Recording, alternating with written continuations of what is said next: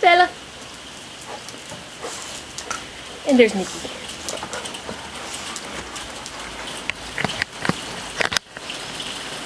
And that's the rain. And that's Crooked. Okay.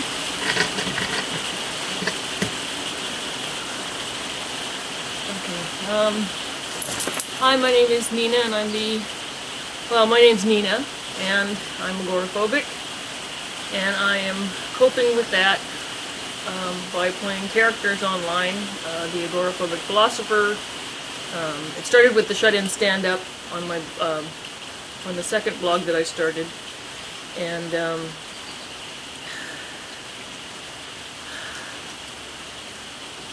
today is June 26th. From doing my daily Elvis.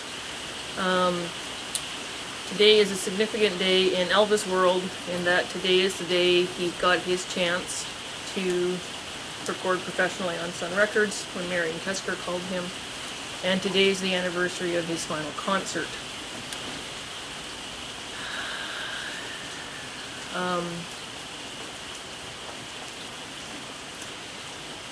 I have actually been trying to make a video for a couple of days, and today is the first day I was able to make myself have a shower and leave the house and get dog food. And so that means after my shower, I got dressed in clothes that I am comfortable presenting myself to the world in. And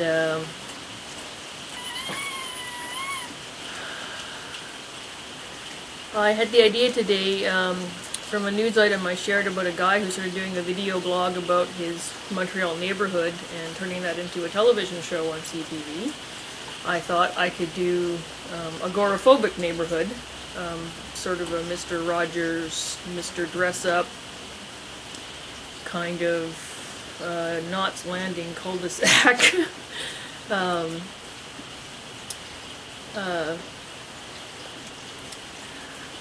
Anyways, it's raining and I can't cope when it rains. The constant sound of rain and hammering and power tools and traffic and sirens and airplanes. I spend most of my day laying on my couch because I don't have the energy to stand from just the sheer overwhelmedness of trying to cope with all of these sounds that don't mean anything, and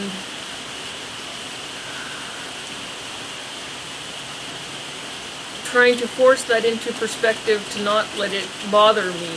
And it's hard when you have so little control over your environment, because I feel like I need to explain something, and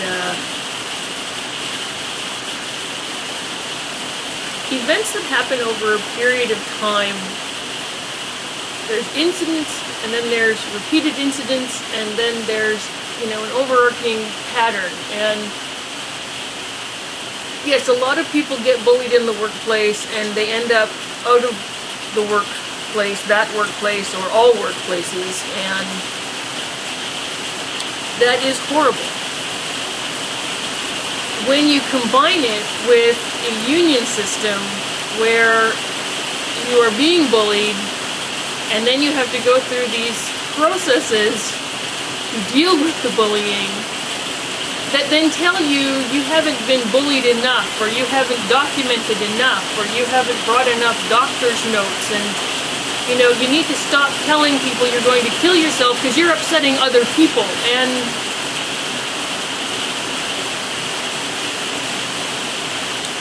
part of my brain goes to, after a suicide, and people are, how did we not know? And, there are clear signs, and, someone putting them in writing, it doesn't get that much clearer. I don't know. I don't know how professionals don't do their best practices in... So this is the thing.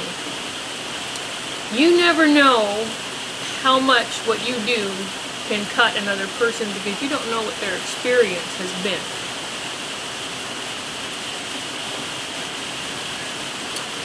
I have to be able to control the conversation that I have with people. Because if I don't, I have a panic attack.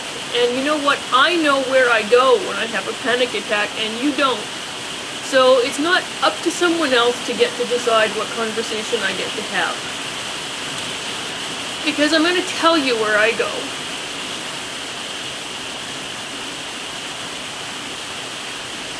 So I want you, the listener, to think for a moment about something you feel you want to tell me.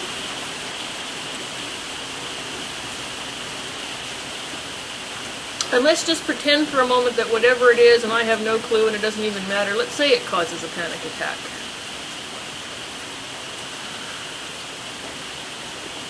Where I go when I have a panic attack is January 6th.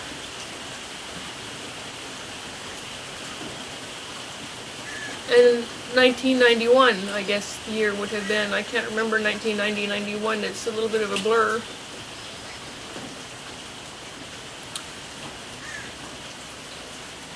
Braid Street and 8th in New Westminster. Nobody had heard from my uncle. And I was sent to his house to check on him. And I found him dead on the bathroom floor.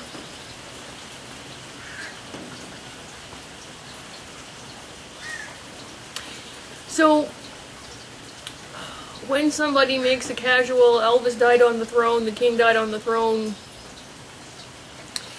over 1,000 people a year in Canada and the US die in the bathroom. The bathroom is the #1 room at any house that people die in, and usually in the morning and from heart attacks.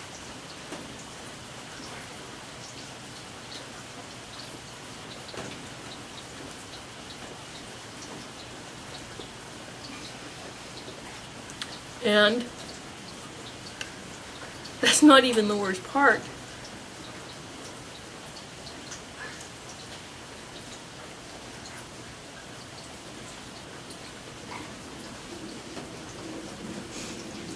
The worst part was after I could remember how to use the telephone, and the police and ambulance people did arrive, that they came and very bluntly told me what I already knew: he was dead. And I have to wonder how it does not occur to them that when they get a call of someone who has found a body, that the person who's in need of the help is the one who placed the call.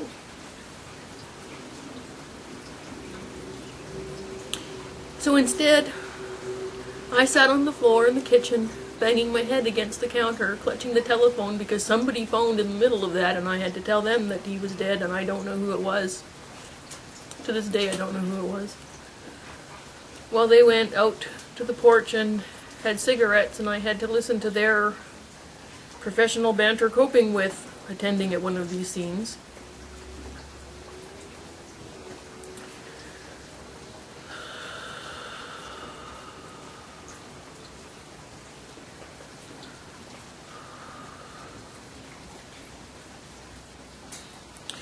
So, at this point in my meditation process, and to cope with the swamp of emotions, I like to think about what I am grateful for. And what I am grateful for is not having a daily commute anymore and having the stress and terror of trying to deal with people who are driving with cell phones or eating or doing their personal grooming or, enjoying pornography on their steering wheel. I mean, it's astonishing. It's astonishing. The survival instinct in the species has clearly gone, and